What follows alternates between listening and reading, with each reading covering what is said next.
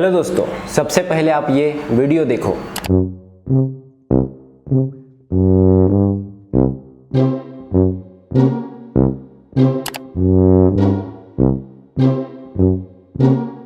शायद आपको लग रहा है कि आपके आंखों ने आपको धोखा दिया है, लेकिन जो अभी आपने वीडियो में देखा वो ये था कि आपके ब्रेन ने उसी सेम पैटर्न को फॉलो किया है जो लाखों सालों की इवोल्यूशन ने आपके ब्रेन ने सीखा है। दोस्तों, हम यूजुअली नेचर के इस हाइड एंड सीक गेम के बारे में बिल्कुल सोचते नहीं। दोस्तों, आपके मन में भी सवाल उठा होगा कि अगर टाइगर को हंटिंग के लिए ग्रीन झाड़ियों में छुपना पड़ता है तो उसका कलर ग्रीन क्यों नहीं होता, उसका कलर ऑरेंज ही क्यों होता है? तो मैं आपको बता दूं कि कैमोफ्लेज में बाहर जो दिखाई देता है बस उसका ही रोल नहीं होता, और कैमोफ्लेज अपने दिमाग में होता है। तो चलिए आज के इस वीडियो में हम कैमोफ्लेज के कुछ इंटरेस्टिंग एग्जांपल देखेंगे और समझने की कोशिश करेंगे कि कैमोफ्लेज अपने ब्रेन के साथ कैसे काम करता है।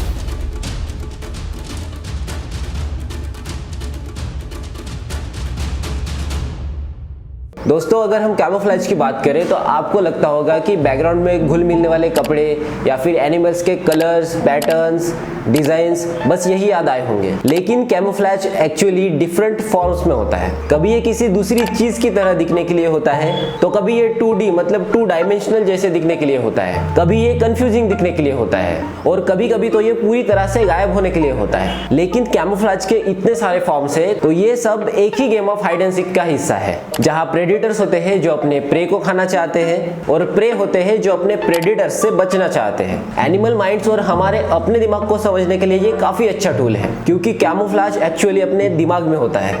अब ये बात समझना जरूरी है कि ब्रेन शॉर्टकट लेने का बहुत शौकीन होता है। जब बहुत सारी सेंसरी इंफॉर्मेशन एक एनिमल के दिमाग में आती है तो वो डिसाइड करता है कि किस चीज को देखा जाए और किस चीज को इग्नोर किया जाए। जैसे कि हमारे जैसे विजुअल क्रिएचर्स, हमारे दिमाग में एजेस को ज्यादा फोकस करने की टेंडेंसी होती है। जब हम किसी चीज को ढूंढने के लिए अपने आसपास देखते हैं तो सबसे पहले अपना ब्रेन एजेस और शैडोज को ढूंढने में लगता है। एजेस का मतलब होता है सडन चेंज इन कलर या ब्राइटनेस, जो ब्रेन को सिग्नल देता है कि कोई ऑब्जेक्ट वहां है। और एक इंपॉर्टेंट बात, हमारे ब्रेन को शेडिंग के डिफरेंसेस देखने की भी आदत होती है, जिससे हम 3D शेप्स यानी कि 3 डायमेंशनल शेप्स को फ्लैट बैकग्राउंड से अलग कर पाते हैं। तो जब तक हम एक्टिवली किसी चीज को ढूंढने पर फोकस नहीं होते, हमारा दिमाग इन शॉर्टकट्स को यूज करता है और उस चीज को इग्नोर कर देता है जो हमें जरूरी नहीं लगती। जब कोई एनिमल अपने एजेस या शैडोज को हाइड करता है तो वो हमें डिटेक्ट होने से बच जाता है, और साइंटिस्ट के मुताबिक ये एक क्रिप्सिस का फॉर्म है।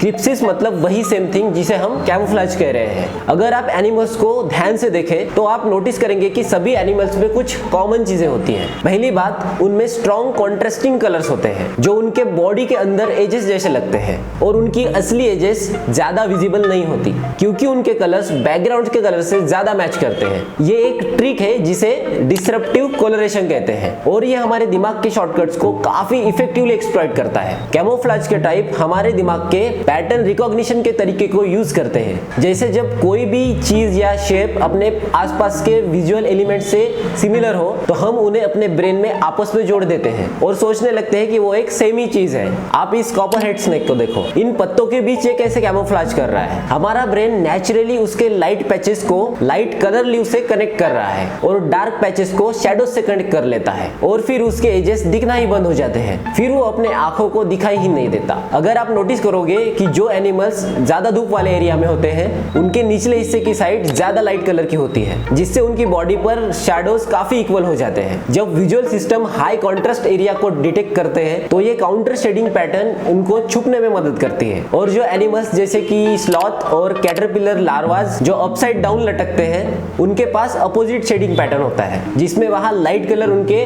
बैक साइड में होता है और उनकी बेलीज मतलब उनकी फ्रंट साइड डार्कर होती है। तो हमने अभी तक सीखा कि डिसरप्टिव पैटर्न्स या फिर शैडोज के एब्सेंस से नेचुरल एजेस दिख नहीं पाती ताकि वो 3D ऑब्जेक्ट जैसे ना दिख पाए। लेकिन सबसे जरूरी बात जो हमें इन कैमोफ्लेज एग्जांपल के बारे में याद रखनी चाहिए वो ये है कि ये कैमोफ्लेज हमारे लिए यानी कि इंसानों के लिए नहीं बने होते हैं। ज्यादातर कैमोफ्लेज उन स्पेसिफिक एनिमल्स के लिए इवॉल्व होते हैं जिससे वो उन स्पेसिफिक प्रेडिटर का शिकार होने से बच सके। पर हमें ऐसा लगता है कि उनके ये डिफरेंट कलर्स और पैटर्न्स नेचर के हिसाब से बहुत मिसमैच्ड है। हम यहाँ पर एक एग्जांपल लेते हैं ऑरेंज टाइगर का, जिस पर ब्लैक स्ट्रिप्स होते हैं। क्या आपने कभी सोचा है ऑरेंज टाइगर का कलर ऑरेंज ही क्यों होता है? अगर उसे हंटिंग करते वक्त ग्रीन झाड़ियों में छुपना है तो उसके हिसाब से उसका कलर तो ग्रीन होना चाहिए था। ये हमें इवोल्यूशन का एक गलत डिसीजन लग सकता है। लेकिन ऑरेंज टाइगर्स जिस एनिमल का शिकार करते हैं, जैसे कि एक डियर का एग्जांपल लेते हैं, डियर के पास डाइक्रोमेटिक विजन होता है, मतलब उनकी आंखों की रेटिनाज में बस दो टाइप के कलर सेंसिटिव सेल्स होते हैं, और वो है ब्लू